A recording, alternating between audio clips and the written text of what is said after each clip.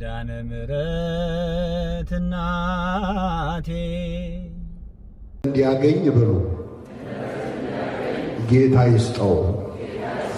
አው ከፍ ብዬ አነብላችኋለሁ። ጌታ ለሄኔሲፎሩ ቤተሰቦች መጽናናትን ይስጣቸው፣ ምሕረትን ይስጣቸው። ብዙ ጊዜ አሳርፎኛልና በሰንሰለቴም አላፈረበትም። ነገር ግን በሮም ባደረ ጊዜ ፈልጎ አገኘኝ።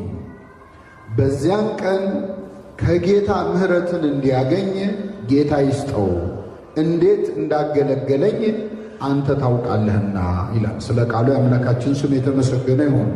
ቅዱስ ጳውሎስ ዛሬ እንደተለየን እንደ ወንድማችን እንደ ዲያቆን ኃይለ ጊዮርጊስ እጅግ ሲያገለግለው የነበረ በቤተ ክርስቲያን በምዕመናን ዘንድ ይወደድ የነበረ ቅዱስ ጳውሎስ ደግሞ በታሰረ ጊዜ እስር ቤት ድረስ እየሄደ ይጠይቀው የነበረ። ሌላው ቀርቶ ቅዱስ ጳውሎስ ተግዞ ወደ ሮም በግዞት ተሄዶ ይግባኝ ጠይቆ ሊፈረድበት በሮም እስር ቤት ውስጥ ታስሮ በነበረበት ሰዓት ሌሎች ክርስቲያኖች አይ ታስሯል፣ እሱን ሄደን ብንጠይቀው እኛንም ጨምረው ክርስቲያን ናቸው ብለው ያስሩናል ብለው ፈርተው ጳውሎስን እስር ቤት በማይጠይቁበት ጊዜ በሰንሰለቱ ሳያፍር እየተመላለሰ ይህ ሄኔሲፎሩ የተባለ ሰው ይጠይቀው ነበር። የእግዚአብሔር ጊዜ ሆነና ይህ ሄኔሲፎሩ የተባለ የእግዚአብሔር ሰው የቅዱስ ጳውሎስ ደቀ መዝሙር አገልጋይ ነፍሱ ከሥጋው ተለየች፣ አረፈ። እሱ ባረፈ ጊዜ ቅዱስ ጳውሎስ ሁለት ቃላትን አሁን ያነበብኩላችሁን ተናገረ። አንደኛ ጌታ ለሄኔሲፎሩ ቤተሰቦች ምሕረትን ይስጣቸው፣ ወይም በእኛ ቋንቋ ምን ይስጣቸው ማለት ነው? መጽናናትን ይስጣቸው። እንዴት እንዳገለገለኝ ታስታውሳለህ? እንዴት በሮም እንኳን ባደረ ጊዜ ፈልጎ አገኘኝ። በሰንሰለቴ ሳያፍር ይጠይቀኝ ያገለግለኝ ነበር፣ እንደ አባት ያከብረኝ ነበረ። ለሱም ደግሞ በዚያን ቀን ክርስቶስ ሊፈርድ ዳግም በሚመጣበት ቀን ምሕረትን እንዲያገኝ ጌታ ይስጠው። ለወንድማችን ለዲያቆን ኃይለ ጊዮርጊስ ይህን ጸሎት ያድርግልን። ይህንን ቃል መነሻ አድርገን እንደው አንድ ሶስት ቁም ነገሮች እንመለከታለን። መቼስ ክርስቲያኖች ሞት እዚህ ጉባኤ ላይ ከተገኘነው ሰዎች የማይሞት ሰው አለ? የለም። መቼ እንደምንሞት አናውቀው። እግዚአብሔር አንዱ ቸርነቱ የምንሞትበትን ቀን መሸሸጉ ነው። አንድ ሰው የሚሞትበትን ቀን እንዳያውቅ አድርጎ ነው እግዚአብሔር ያስቀመጠው። ቢነግረን ኖሮ ምን ይፈጠር ነበር? መቼ እንደምንሞት ብናውቅ ኖሮ አሁን አንተ ይህን ያህል ዓመት ነው የቀረ፣ ከዚህ በኋላ ይህን ያህል ዓመት ነው የቀረሽ ተብሎ በትክክል የምንሞትበትን ቀን ብናውቀው ምን የሚፈጠር ይመስላችኋል? ምናልባት ቤተ ክርስቲያን ውስጥ አሁን ስላለን አይ ቀኑን ካወቅነውማ ንስሐ እንገባለን፣ ያስቀየምነውን ሰው ምን እናደርጋለን እንላለን። ግን በፍጹም እንደዛ ላናደርግ እንችላለን። ሰው የሚሞትበትን ቀን ቢያውቅ ምን እንደሚያደርግ ይሄ እድል ተሰጥቶት አሳይቶናል። በኖህ ዘመን 120 ዘመን ተሰጥቷቸው ነበር የሰው ልጆች። ስንት ዓመት? 120 ዓመት ተሰጥቷቸዋል። ወደ እግዚአብሔር ተመለሱ፣ ንስሐ ግቡ ተባሉ። 120ማ ከሆነ 100ውን ዓመት እንጨፍርና 20ውን ዓመት ምን እናደርጋለን? ንስሐ እንገባለን። አንድ ሰው ከዚህ በኋላ 10 ዓመት ነው የምትኖረው ቢባል ምናልባት 9ኙን ዓመት እንደፈለገ ይሆንና የቀረችዋን አንዷን ዓመት እሱም ጻድቅ ከሆነ እሱም ጥሩ ሰው ከሆነ አንዷን ዓመት ንስሐ ይገባል። ሌላው ሰው ግን እንደ ዕለቷ እስክትደርስ ጠብቆም ኃጢአት ሊሰራ ይችላል። እስከ መጨረሻ ህቅታው ድረስ ኃጢአትን ሊሰራ ይችላል። ስለዚህ እግዚአብሔር ይህንን ጠባያችንን ስለሚያውቀው የሰውን ድካሙን አንተ ታውቃለህና ይላል ቅዳሴያችን። ድካማችንን ስለሚያውቀው እግዚአብሔር የሞት ቀናችንን ከእያንዳንዳችን ላይ ሰውሮብናል ማለት ነው። አሁን ዛሬ በወንድማችን እረፍት ምክንያት ተሰብስበን ጸሎተ ፍትሐት ሲደረግ ሲታዘብ ሁላችንም አዝነናል። እንግዲህ ሐዘን ቤት መሄድ እንደውም ጠቢቡ ሰሎሞን ሰርግ ቤት ከመሄድ ለቅሶ ቤት መሄድ ይሻላል ይላል። ምክንያቱም የሰው ሁሉ መንገድ ወደዚያ ነው እና ይላል። ሰርግ ቤት የሄደ ሰው ጨፍሮ በልቶ ጠጥቶ ተሳክሮ ነው የሚወጣው። ሐዘን ቤት ግን የሄደ ሰው ያዝናል። ለጊዜውም ቢሆን የሚሞትባትን ቀን የማሰብ ዕድል ይሰጠዋል። እና አሁን እዚህ መካከል ለወንድማችን ፍትሐት እያደረግን እንኳን ከዚህ በኋላ ሄጄ ምንድን ነው የምሰራው እያለ የዓመት ዕቅድ የሚያቅድ ሰው አለ። ቀብር ላይ ቆሞ ማለት ነው። ደካሞች ነን። የምንሞትበትም ቀን ሰውሮታል እግዚአብሔር፣ አናውቀው።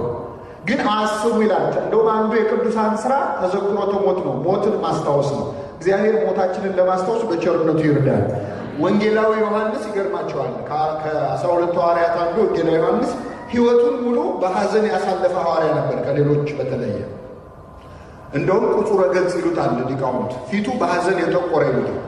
ዕድሜውን ሙሉ ዓርብ ዕለት ክርስቶስ የተሰቃየውን ስቃይ አይቶ ሕሊናው ላይ ስለተቀረጸ ልክ ለገላትያ ምዕመናን እንደተደረገው ለእርሱም ኢየሱስ ክርስቶስ እንደተሰቀለ ሆኖ በልቡናው ተስሎ ስለነበር በሕይወት ዘመኑ ፊቱ በሐዘን እንደከሰለ እንደጠቆረ እንዳዘነ ነው የኖረው። አንድ ቀን ግን እንደው ከአንጀቱ ስቋል ይባላል። ቅዱስ ዮሐንስ በጣም የሳቀበት ቀን አለ። መሳቅ አቁሟል እኮ አዝኗል።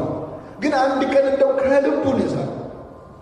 ምን አይነት ቀልድ ቢነገረው ነው የሳቀው ካላችሁ፣ አንድ ሰው ልብስ ሲያሰፋ አይቶ ነው የሳቀው። ምን ሲያደርግ? ልብስ። አሁን ልብስ ማሰፋት ምን ያስቃል?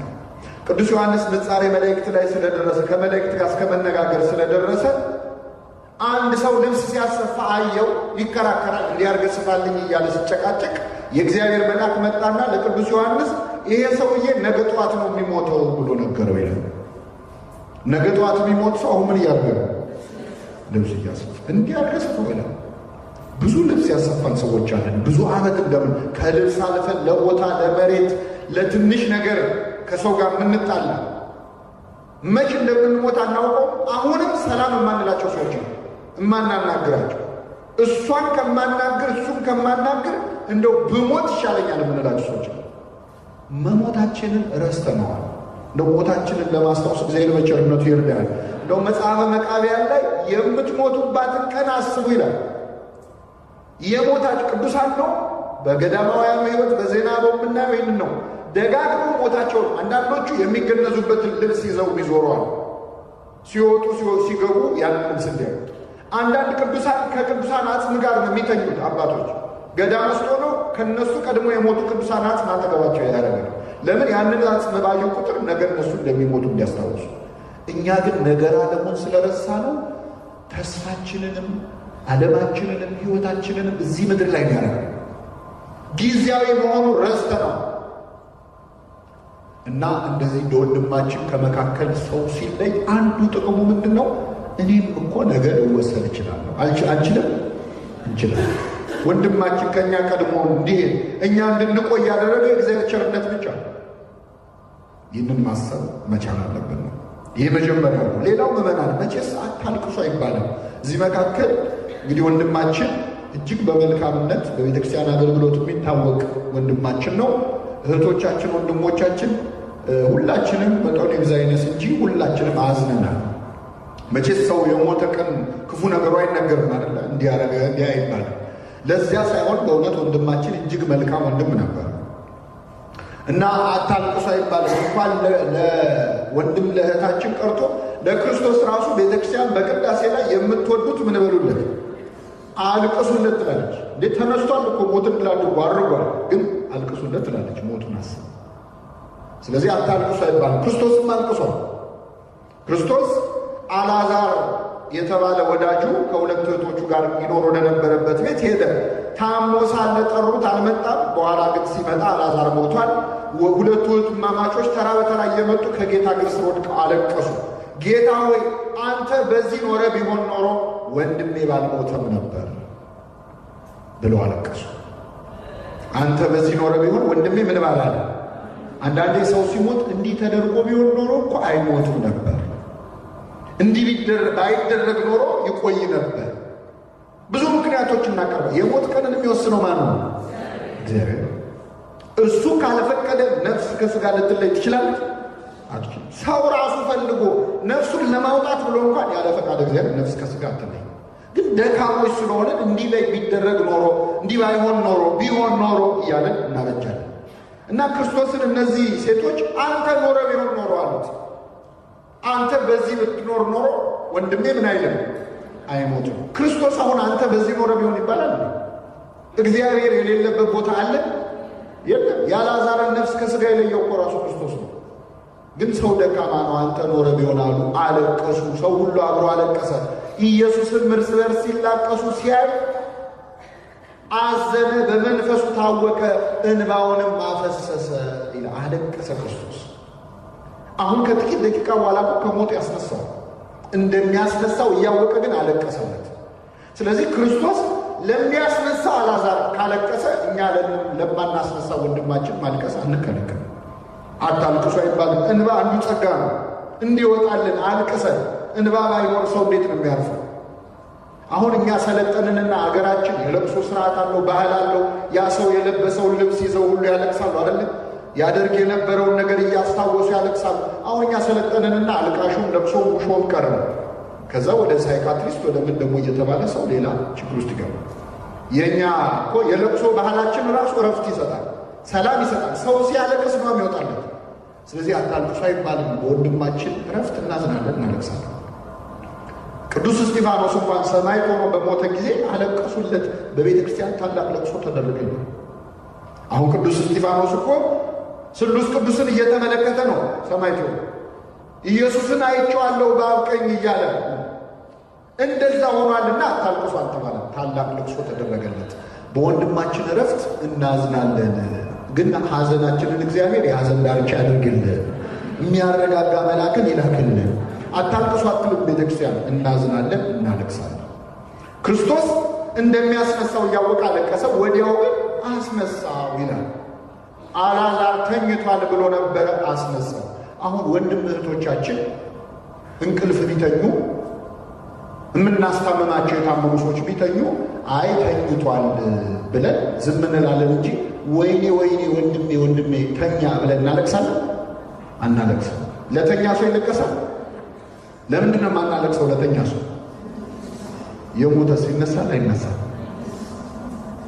ተው እንጂ ምንድን ነው ሃይማኖታችሁ? ባካችሁ የሙታንን መነሳት ምን እናደርጋለን? የሞተ ይነሳል አይነሳል? ረሳ ነው። አያችሁ፣ የሚነሳ ይመስላል። ለተኛ ሰው አናለቅስም። አይተኝቷል ይለፍልን ነው የሚለው።